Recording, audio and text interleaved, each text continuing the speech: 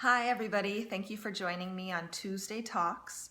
My name is Michelle Jewsbury, and if you're joining me today, the subject is child abuse and domestic violence. If this is your first time joining in, I was involved in an abusive relationship for 3 years, with 1 year after being emotionally and financially abusive. I actually didn't see him physically for 1 year, but was in constant communication with him afterwards.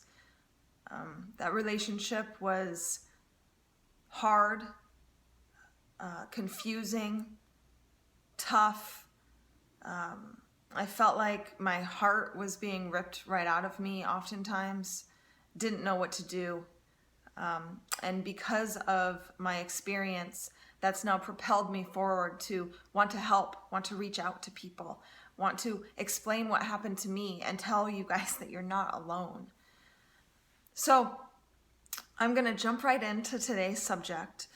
The reason why I chose child abuse and domestic violence is I just got finished reading a book called A Child Called It by Dave Pelzer. And it's a story of this little boy, Dave. It's a memoir, it's a true story of the extreme violence that he endured by his mother growing up. And it was horrifying reading it. And I've experienced violence. I know about violence. I've been to 4 different countries for humanitarian aid, and I've witnessed firsthand a lot of the extreme hostility and abuse that happens. But this story really touched me, touched my soul. And when I was reading it, I wanted to ask so many questions, and I wanted to know so many answers. So what I did was I did some investigation. Dave's child abuse case is the 3rd worst case in California history. And he endured this for many, many years. I think he was 11 or 12 when he was finally removed from his mother's home. His sequel, The Lost Boy, I'm starting today, and I'm going to learn a little bit more about what it's going to be like in the foster care system for a boy like Dave. And in the story, he talked a lot about his father and how his father was present but didn't do much to help him. And in that story, his mother was the abuser. His mother was emotionally abusing his father as well. And in the story, he had said that there was a lot of drinking, and both of his parents drank heavily. He specifically talked about his mother almost drinking every night, really. And his father coped with what was going on through alcohol. And with my last Tuesday Talks, I talked a little bit about drug abuse, alcohol, and domestic violence. And his mother really controlled the household and abused his father as well, is how I took that. The emotional abuse, the screaming, the manipulation, the condescending words that were used so she could control his behavior and stop him really from protecting Dave. Very interesting story, and if you ever get the chance, please read it. But because of that, I wanted to know even more. So every year, more than 3.6 million referrals are made to child protection agencies. And it involves more than 6.6 million children. So if somebody calls, they could be calling about more than one child. 6.6 million children a year are being abused. It's being reported that they're being abused. So there's probably more cases than that.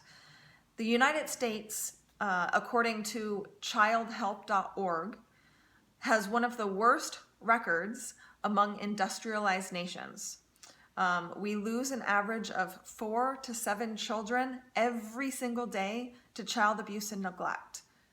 So if you can imagine that, if you have children, that's roughly a quarter of your kids' classroom that's lost daily to child abuse here in the United States. And that's not even including the international abuse and victimization and and intense trauma and horrors that happen overseas.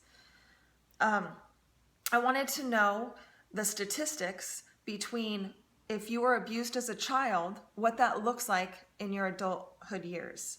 And on childhelp.org, the number one thing that's said is that you are in extreme risk for intimate partner violence, which is domestic violence. So really, domestic violence is perpetuated, and it starts from your family, from your parents, from what's happened to you when you were younger. So if you are an abuser, there is something inside of you that you've gone through, that you haven't been able to deal with, that you haven't been able to speak up about, that you're hiding, that comes out in aggression, comes out in abuse, it comes out in condemnation and mean words and language. And it hurts the people around you so much. And unfortunately, because these children, these adults now, but as children, they were so severely hurt, they didn't deal with it, that they now think that those forms of conversation, those forms of an intimate partner relationship are normal. And then the cycle continues and it's perpetuated. They also have an extreme risk for alcohol abuse, drug abuse, depression, and suicide. So if you can imagine an 8 or 9-year-old kid that's being, as Dave's story, locked in a bathroom, and his mother mixed ammonia and Clorox bleach and made him sit in there for God knows how long, enduring the fumes. He called it the gas chamber. And he would be coughing up blood and sick for hours, for days afterwards. Can you imagine what that does to a child?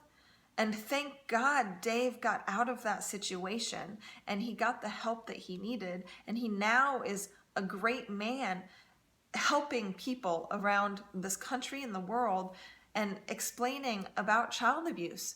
But if that child didn't receive help, if that child grows up experiencing that trauma and that horror all their lives, their relationships afterwards, their intimate partner relationships, are most likely going to be abusive. So if you witness child abuse in any form, if you're a teacher, if you're in the medical field, if you experience children who are bruised over and over and over again, if you experience children who are in ratty clothes, who come to school and they smell, or they can't concentrate or learn well, there's a possibility that they're being sexually, emotionally, and physically abused at home. And in order to stop the cycle of abuse, including domestic violence, they need to be rescued. So please keep your eyes and ears open and pay attention. All right, well, thank you for joining me on Tuesday Talks. This is Michelle Jewsbury.